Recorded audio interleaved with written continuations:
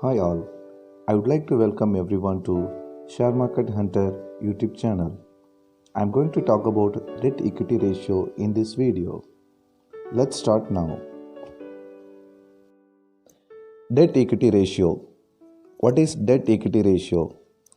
Debt equity ratio is used to calculate to find out how much a company has total liabilities against shareholders' equity. The formula for calculating the debt equity ratio is total liabilities divided by total shareholders' equity.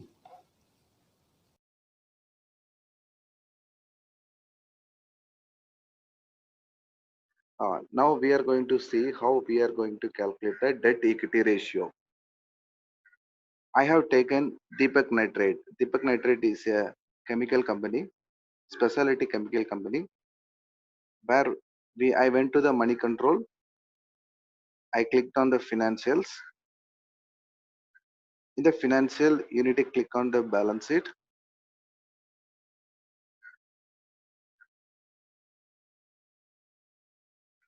If you go down, you will get this screen. First, we are going to see the actual ratio for calculating debt equity ratio is your liabilities, total liabilities divided by total shareholders equity. First, we are going to see what is total liabilities. If you see in the screen,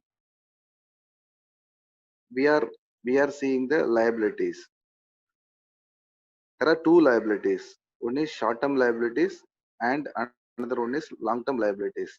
This is nothing but short-term borrowing and long-term borrowings. This is nothing but we borrowed the money from bank, which these both things should be considered from your balance sheet.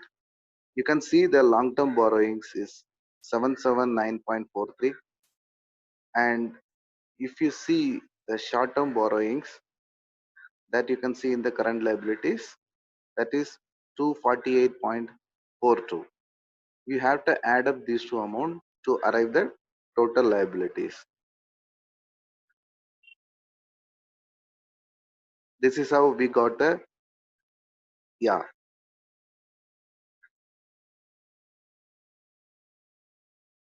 we have got the figure long-term borrowings plus short-term borrowings. This is your total liabilities.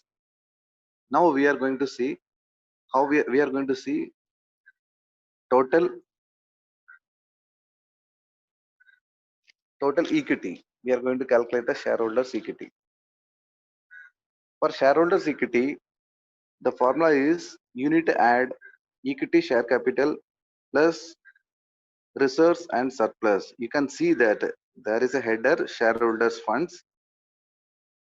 Under shareholder funds, you can see equity share capital plus reserves and surplus. So my equity share capital is 27.28 and my reserves and surplus is 1544.63. If you add up these two, you will get the total shareholders fund. That is nothing but your total equity capital equity. This is your total equity. Now if you go to our Excel sheet, I have done the calculation where you can see the total equity, that is equity plus reserve, that is 1571.91. So the formula is calculating the debt equity ratio is, again I'm repeating because now we are going to arrive the final ratio. So the formula is total liabilities divided by the total equities, the total shareholders equity. So here the total liabilities is, we have already done the calculation. You can see 1027.85, that is your long-term borrowings plus your short-term borrowings divided by your total shareholders equity. Total shareholders equity also we have already arrived the numbers, that is your total equity plus your reserves and surplus. The amount is 1571.91. You can see the formula is total liabilities divided by your total shareholders equity. We are getting 1027.85 divided by 1571.91. The final ratio is 0.65. 0.65 is what is representing it. The company has less debt than the equity, which means the company is in a very good position in terms of what is the impact. Suppose, take example, there is a recession coming.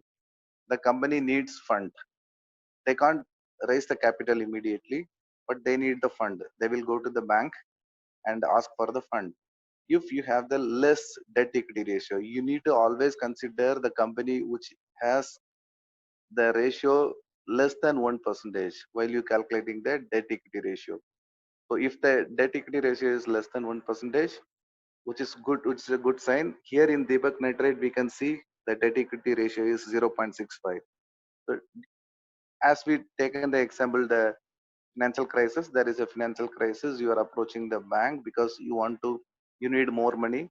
If your debt equity ratio is less than 1%, the bank will go ahead and give the loan with less interest rate, which will help you the business to expand. You can, even during the financial crisis also, you can stand and you can generate the revenue. So during the financial crisis, you will survive. In the long term, the company will run with a good profit and good revenue. So I will take another example.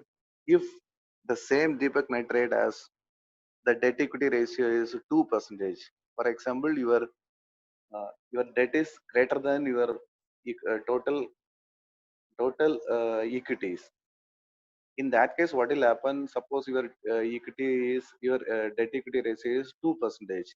In that case, the company is highly leveraged. When you go for the bank, when you are going to the bank during the financial crisis and asking for loan, the bank will deny. Then you have to approach another bank.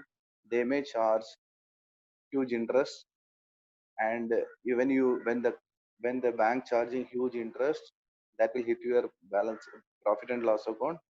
So your profit will hit, which will impact your earning per share, and it will impact your PE also, price to earning ratio also. This is not good for the company. So the growth of the company will come down. So always you do choose the company which has less than 1% debt equity ratio. Here we can see that Deepak Nitrite is in a very good position. They have the debt equity ratio is 0.65%. Thank you.